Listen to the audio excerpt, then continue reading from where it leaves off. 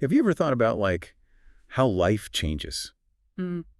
I mean, kind of a philosophical question, isn't it? Like, how does life influence itself from, like, tiny bacteria to huge ecosystems? Absolutely. It gets to the core of some big questions about the living world. And that's kind of what we're looking at today, right? This whole connection between development, how things grow and change, and then evolution, how life changes over generations. And what I find really interesting is that these two ideas, which seem kind of separate on the surface, are actually like super intertwined, historically and even now in some really surprising ways. You're thought on. For a good chunk of the 20th century, evolutionary biology was really fixated on genes, how gene frequencies shift in populations. And they kind of push the whole process of individual development to the sidelines. But as we can see in this Stanford Encyclopedia of Philosophy material, that separation wasn't always the case. So are you saying like the actual word evolution meant something different back then? Exactly. If you go back to the 17th and 18th centuries, evolution was often used to describe how an individual organism grows and matures, like what we now call development. And get this, the idea of species changing over generations, what we now think of as evolution that was often framed as developmental hypotheses. Schelling, back in 1798, had this cool idea. He saw the progression of life forms as this gradual unfolding of a basic underlying organization, and this developmental process for him encompassed both the individual and the species. Wow, that really flipped things around. So when did evolution start to mean what it does today, the change in species over time? It started to shift in the early 19th century. Thinkers like Lyell and Hegel, they began using evolution to describe these bigger, longer-term changes in life. It's interesting, though, Darwin himself, in the first edition of On the Origin of Species, he actually avoided the word evolution. Really? Yeah, he preferred descent with modification, probably because he wanted to avoid those earlier developmental connotations. Interesting tactic. It was actually Herbert Spencer who made evolution popular, with the meaning of transformation of species, and Darwin's theory of natural selection became the prime example of an evolutionary theory. So the takeaway here is that a really core concept in biology, its meaning totally changed. A big change, yeah. But even with that shift, our source mentions that many 19th century thinkers still saw a link between evolution and development, right? For sure.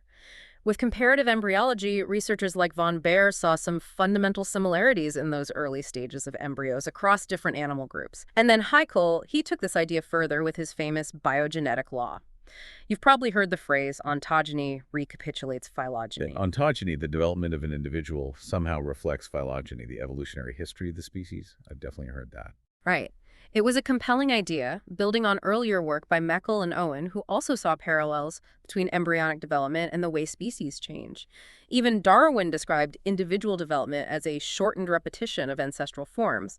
But by the late 19th century, cracks started to show in this neat idea. What started to challenge the recapitulation idea? A few things. First, that whole linear view of evolution, the idea that it progresses neatly from simple to complex, invertebrates to vertebrates, ending with us humans, that started to fall apart as we learned more about evolutionary relationships. They're a lot more complex than a straight line.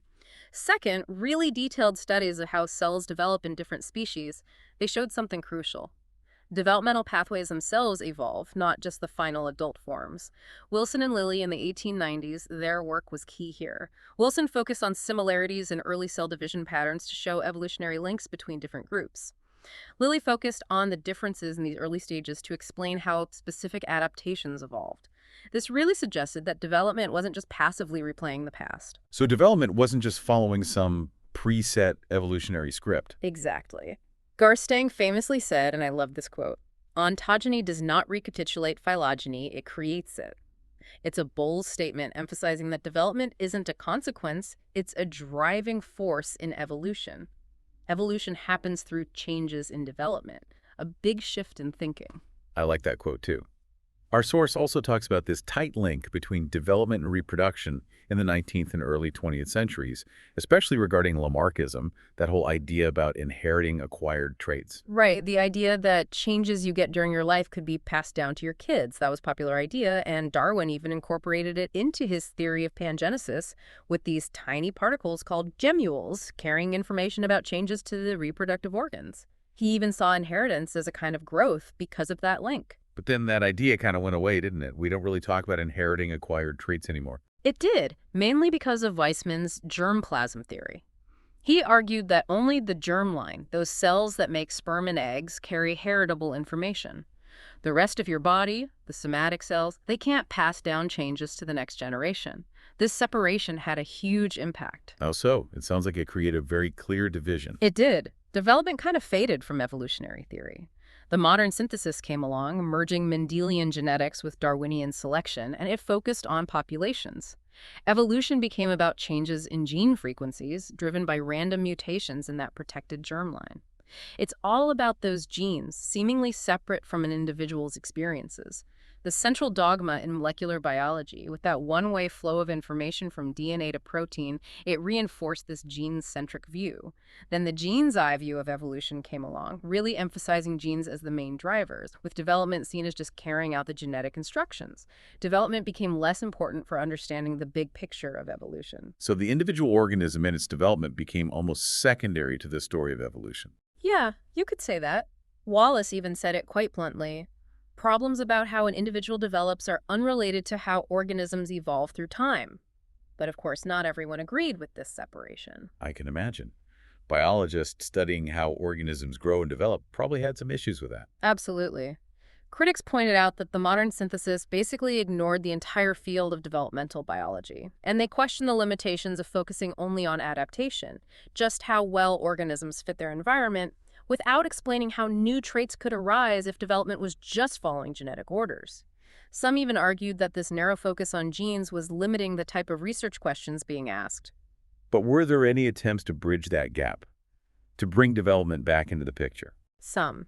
There's the concept of canalization, where developmental pathways are very stable, producing the same result even with some genetic or environmental variations. And there's phenotypic plasticity, where one genotype can produce different phenotypes depending on the environment.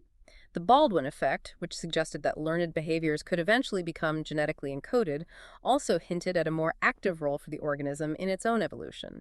But many of these developmental perspectives were still hard to fit into the existing mathematical framework of population genetics. That brings us to those more recent calls mentioned in our source to really broaden evolutionary theory, right? Bringing development back in a major way. Exactly. Development-focused biologists and philosophers are arguing that we need to consider evolution not just at the gene level, but also through the lens of the developing organism. The organism is constantly interacting with its environment, and that can lead to variations that shape evolution. Lala and colleagues put it nicely, an alternative vision of evolution is beginning to crystallize, in which the processes by which organisms grow and develop are recognized as causes of evolution. Some researchers even suggest that genes might be more like followers than leaders. That's a pretty big change from genes as the drivers to the organism taking a more active role. It is, and this renewed interest is driven by exciting advances in fields like evo-devo, epigenetics, and niche construction theory, all of which we'll get into more. This history shows why the relationship between development and evolution is such a hot topic. It's a story of unity, separation, and now a compelling reunion. To truly understand evolution, we need to understand development. It's like we're being asked to become philosophers of biology, thinking deeply about the fundamental nature of how life changes and influences itself. Okay, so we've got this fascinating history. Now, our source digs into some of the key concepts that separated development and evolution and that are now being re-examined. The first one is Mayer's idea about proximate and ultimate causation. What's that all about? Mayer's distinction from the 1960s was really influential, maybe unintentionally helping to separate development and evolution in the modern synthesis. It basically proposed that biologists ask two different types of questions about traits. How, questions about the mechanisms, the proximate causes operating during an organism's life, and why, questions, focusing on the evolutionary reasons for a trait, the ultimate causes. So, like, how a bird navigates during migration versus why birds migrate in the first place. Exactly. Mayer used bird migration as an example. You can study how they use magnetic fields or stars to navigate those approximate causes. Or you can look at the evolutionary pressures that led to migration, like finding food or breeding grounds. Those are ultimate causes. The key was that these were separate areas of study. The source mentions epistemic and ontological interpretations. What do those mean? The epistemic interpretation is about different kinds of explanations. A developmental how answer isn't the same as an evolutionary why answer, and you can't swap one for the other. The ontological interpretation goes deeper, suggesting different types of causes in ontogeny and phylogeny. Weissman's germplasm theory, with its separation of germline and soma, really supported this view. But this neat distinction, it's been criticized lately, hasn't it? Especially with Evo Devo. Why is that? The main critique is that this proximate ultimate distinction downplays how much development influences evolution. Fields like epigenetics, Evo Devo, and niche construction theory show how development and evolution are really entangled. For example, if an organism changes its phenotype in response to the environment, and then that new phenotype changes the selection pressures, well, line between how and why gets blurry. So the organism isn't just a passive result of developmental programs and evolutionary forces, right? It's playing an active role. Exactly. That's where reciprocal causation comes in. It emphasizes these feedback loops, the back and forth between causes and effects. It's about how an organism's phenotype, shaped by development, can actually change its environment and thus the selection pressures on itself and future generations. Organisms aren't just adapting, they're shaping the very forces that drive evolution. That's a really different way of looking at cause and effect in biology. But the source says this reciprocal causation idea isn't universally accepted, right? It has its own issues. True. Some say reciprocal causation, while it highlights those feedback loops, doesn't really challenge basic evolutionary principles because those interactions have always been there. Others point out methodological problems. Studying these complex, multi-directional interactions is really hard. Some worry that it puts too much emphasis on the individual organism, blurring the useful distinction between development and evolution. Some critics even argue that reciprocal causation doesn't always lead to testable hypotheses. So it's still up for debate. It seems that Mayer's distinction was very important. But our understanding of how connected everything is might be showing its limits. That's the general feeling. Some still defend the proximate ultimate distinction as a useful guide, but the evidence for deep connections between development and evolution is pushing us toward more integrated theories, ones that can handle those back and forth influences. It makes us think like philosophers, questioning the very nature of cause and effect in living systems. Right, if development and evolution are so intertwined, can we understand one without the other? That's like trying to understand a story by only reading every other page. Moving on, the source also talks about quantitative approaches, specifically using timescales. It mentions Waddington's hierarchical model. Right. Waddington's model arranges biological processes based on how quickly they change. Fastest are those biochemical reactions happening at the molecular level. Then there's development, with cells and tissues growing and changing. And slowest is evolution, taking place over many generations. In this view, evolutionary processes aren't fundamentally different from developmental ones, just much slower and operating at a larger scale. So it's more about the pace and scope rather than some fundamental difference in the processes themselves. Exactly. This focus on rates can fit with the proximate ultimate distinction if you see it as also reflecting different time frames, or it can offer a separate way of understanding the relationship between development and evolution. These timescale ideas are being used to build complex models that integrate development and evolution. And then the holobiont concept and developmental plasticity come into play, adding even more complexity to this picture of proximate and ultimate causes, right? Absolutely. When we realize that organisms develop not alone but as holobionts with all their microbial partners, the lines between organism and environment become blurry. The microbes are both part of the host and independent entities with their own evolutionary paths. Developmental plasticity further highlights that the environment isn't just selecting, it's actively shaping the organism's traits. Justin Lewontin argued that evolution is about the organism-environment system evolving together, not just the organism in isolation. This interconnectedness challenges that neat separation of proximate and ultimate causes, pushing us towards a more holistic view. It seems like the deeper we go, the more we realize how interconnected everything is. Now let's move on to a core idea of this reintegration: developmental change as a mechanism for evolution. This is at the heart of Evo Devo, isn't it? Exactly. Evo Devo says that evolution doesn't just act on development. It happens through changes in development. Raff and Kaufman pointed out that changes in embryonic development create the variations that natural selection works on. Development provides the raw material for evolutionary innovation. Or, as Scott Gilbert puts it, development is the artist, natural selection is the curator. Both are creative, but in different ways. That's a great way to think about it. So it's not just random genetic mutations that provide novelty, but development itself. Precisely. And this view, while rooted in earlier ideas, really took off with key discoveries about how embryos develop. Understanding those conserved pathways, how signaling molecules trigger cascades of events that control gene expression, provided a mechanism for how early changes could have big effects later on. And the discovery of modular enhancers was also crucial, right? Absolutely. The realization that genes have these separate regulatory elements called enhancers, which control where and when genes are expressed, was huge. It meant evolution could tinker with these enhancers to change how genes are used in different tissues or at different times during development. Pioneers like King and Wilson and later Jacob suspected that changes in gene regulation were key to evolution, and modular enhancers provided the how. Even in human evolution, compared to other apes, we see big differences in brain development linked to these regulatory elements. These intricate relationships, like the dance between enhancers and transcription factors, might even represent a kind of fundamental natural kind in biology, with their own unexpected rules and boundaries. So small changes in how a gene is expressed during development can lead to big evolutionary changes. Exactly. Sean Arthur categorized these changes into four main types. Changes in the place of expression, like the gremlin gene that prevents webbing in duck feet but not chicken feet. Changes in timing, like the longer expression of FGF8 leading to dolphin flippers. Changes in the amount of expression, like BMP4 affecting beak size in Darwin's finches. And even changes in the protein sequence of regulatory proteins, like antennapedia, which, when messed with, can make legs grow where antennas should be in insects. These are all great examples of how modifying development can create the variations that natural selection works with. And then there's the idea of gene regulatory networks, or GRNs. Where do they fit in? Gene regulatory networks, championed by Eric Davidson, take it to another level.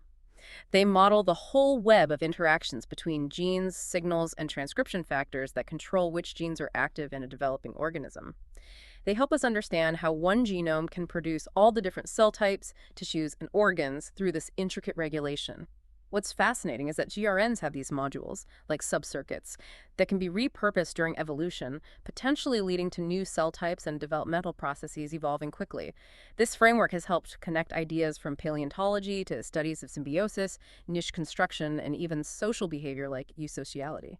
It sounds like EvoDevo provides a really solid framework for understanding how changes in development can drive evolutionary innovation. And our source also highlights the roles of developmental plasticity and symbiotic microbes. Absolutely. Developmental plasticity shows that the environment isn't just a passive filter. It can actively shape an organism's traits by influencing how genes are expressed. Importantly, the ability to be plastic can evolve too. Plasticity-first evolution proposes that a plastic response to a new environment can, over time, become genetically encoded and stable, leading to seemingly non-plastic traits. It can happen by revealing hidden genetic variations or by stress exposing underlying genetic predispositions. And then there's the holobiont concept, which emphasizes the crucial role of those microbial partners in development and evolution. Yes. The realization that most organisms aren't just one being but are actually holobionts, a whole community of hosts and microbes, is changing how we think about both development and evolution. These microbes aren't just along for the ride. They can provide signals and resources essential for the host's development, influencing everything from immunity to the formation of blood vessels. We're also learning about intergenerational developmental symbiosis, where microbial communities are passed from parents to offspring, becoming part of the inherited environment. Some researchers even propose that bacteria can act like embryonic cells, building blocks of the developing organism. Changes in these symbiotic relationships can drive evolution, leading to new species or even totally new evolutionary paths, like plant-digesting enzymes in ruminant animals. It highlights the importance of symbiosis, the idea that we're all in this together, and its connection to niche construction. So development isn't just happening inside a single organism, right? It's deeply intertwined with the environment, including the microbial world, and these interactions are key for understanding evolution. Precisely. These discoveries in EvoDevo, developmental plasticity, and the role of symbiotic microbes are challenging the traditional gene-centric view. They're showing how active, creative, and relational development really is in shaping life's diversity.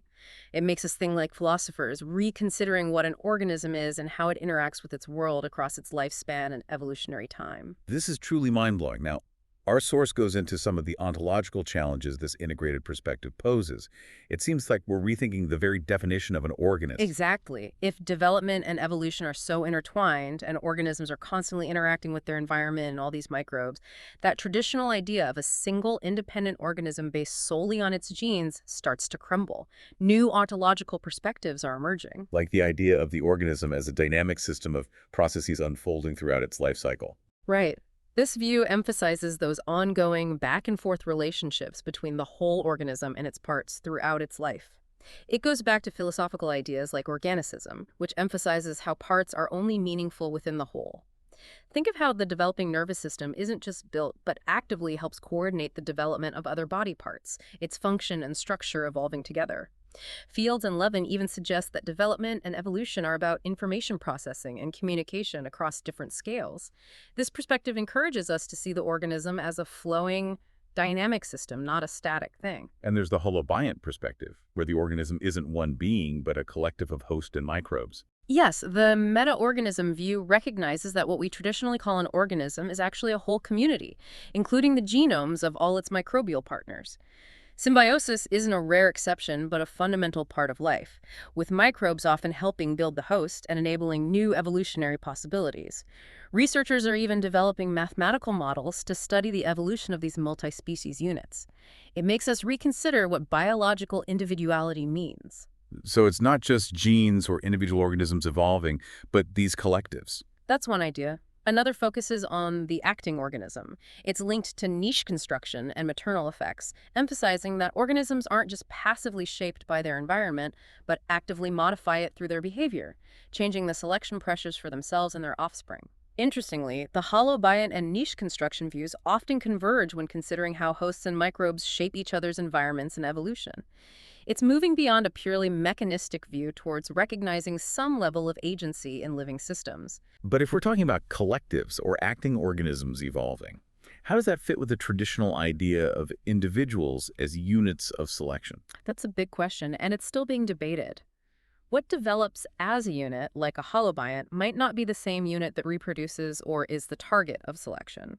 Holobionts develop together, but might include different microbial lineages with their own evolutionary paths. On the other hand, genes might be units of selection, but aren't individuals themselves. This mismatch makes us wonder what counts as a Darwinian individual or the main unit of selection in a world where interaction and development are so central.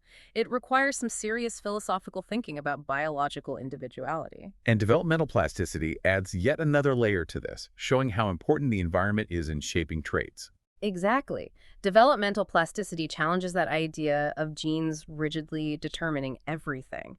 What's often inherited is a range of possibilities, a norm of reaction, where one genotype can produce different phenotypes depending on the environment. This shifts the focus from an externalist view, where the environment is just selecting, to a more internalist, even constructionist perspective.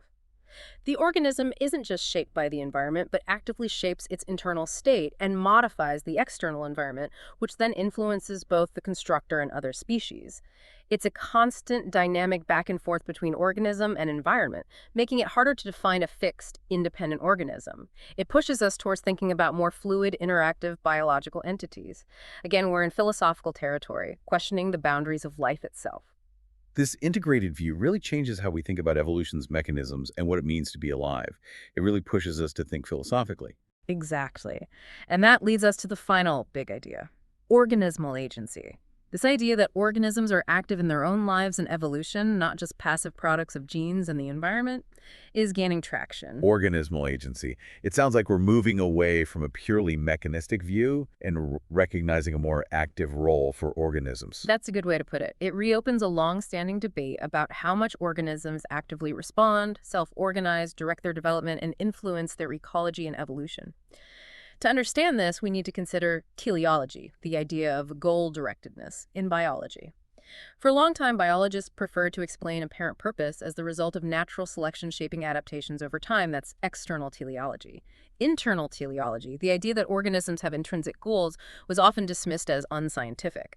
So the idea of a purposeful organism wasn't discussed much in mainstream science. But that seems to be changing now with this focus on agency. What's driving this shift? It's largely fueled by those developmental perspectives we've been talking about, especially niche construction, plasticity-led evolution, and eco-evo-devo, which all emphasize the interplay between ecology, development, and evolution. They're not just explaining away agency as adaptation, they're exploring the possibility of real purpose within organisms. This means engaging with philosophical ideas about action and intention, but in a biological context. So what are the big questions being asked about organismal agency? Several. How can considering internal teleology help us understand development and evolution better? How do we define this purpose in biological terms? Are we talking about self-maintenance, responsiveness, control over internal states, goal-directed behaviors, or even the opportunities the environment provides? What's the scope of agency? Is it just behaviors, or does it include development itself? And what are the evolutionary consequences of organisms having some agency? These are deep philosophical questions being tackled with biological evidence. It's about seeing organisms not as machines reacting to inputs, but as beings with some capacity to shape their development and interactions with the world. Exactly. And there are different views on how to interpret this agency. Some say it's an ontological fact, a fundamental ability arising from how life is organized. Others see it as an epistemic tool, a useful way for biologists to think and do research. So are we saying organisms have conscious intentions, or is it more about their ability to self-organize and interact actively with their environment? Most scientists lean towards the latter. While we might talk about purpose, we're usually referring to things like self-maintenance, responding to the environment, and actively modifying surroundings in ways that affect their own development and survival. Think of a plant growing its roots towards water, or a colony of ants regulating its temperature. These might not be conscious choices like ours, but they are active ways organisms shape their experience. This perspective highlights that organisms aren't just passive players in evolution, they're active agents shaping the world around them. And understanding this agency, this inherent activity of life, might be crucial for truly understanding both development and evolution. This has been an incredible deep dive. We've seen how our understanding of development and evolution has changed, from seeing them as almost the same thing to separating them, and now to bringing them back together in a much richer way. Development isn't just a result of genes, but an active force shaping evolution. Absolutely. This shift from seeing organisms as passive carriers of genes to recognizing them as active participants reveals a much more dynamic and interconnected world, and it encourages a more philosophical approach to biology. So as you think about all this, consider how this more active view of life might change your understanding of your own development, your relationship with the environment, and your place in the web of life. What new questions come to mind? Maybe you'll want to explore evo-devo, holobionts, and organismal agency further. Resources like the Stanford Encyclopedia of Philosophy are great places to start. This deep dive reminds us that our understanding of life is constantly evolving, with new depths to discover if we approach it with curiosity and wonder.